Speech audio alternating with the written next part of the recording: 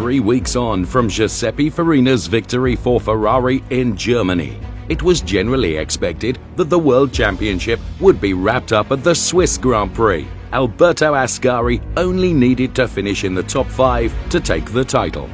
The race was held at Bremgarten, a large park on the outskirts of Bern. The 7.28-kilometer track did not have a real straight, but there was a series of high-speed slight curves, interspersed with 3 decidedly more demanding corners.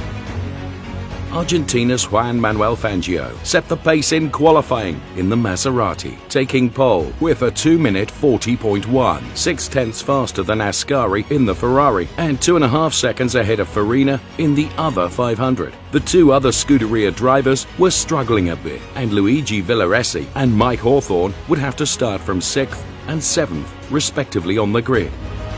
Ascari was quickest off the line to take the lead, while Farina got it wrong and dropped several places with a slow-motion start.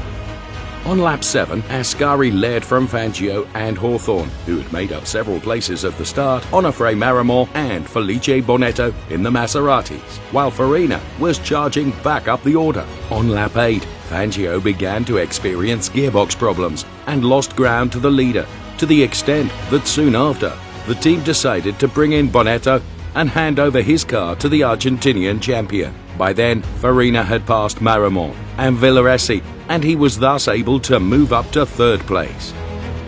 On lap 29, Fangio waved the white flag with his engine smoking, while Ascari led from Farina.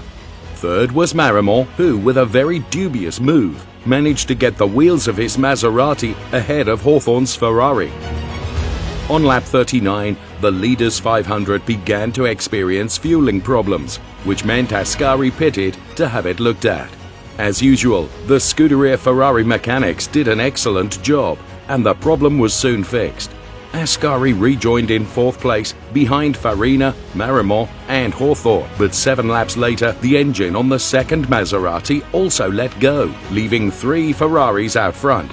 Everything seemed to be going well. Ascari had the title in his pocket, and his pit board told the championship leader to slow the pace. However, Ascari, frustrated at having been slowed by a technical problem when leading, decided he wanted to win the title in grand style. And in the closing stages, he passed both Hawthorne and Farina, who took the checkered flag, 1 minute and 13 seconds behind. For Ascari, it was the apotheosis. The win, fastest lap, and most importantly, the world title, with 1 race remaining. It was the Italian's 13th win in Formula 1, all of them coming with Scuderia Ferrari. He was the first driver to retain his title, and at the time, no one had won as much as him in the blue-ribboned category. It was the 3rd win for an Italian driver in the 4 years the championship had been held. It would also be the last, at least to date. On returning home to Milan, Alberto Ascari got a hero's welcome. Italy celebrated, and Scuderia Ferrari had written another page of its amazing history.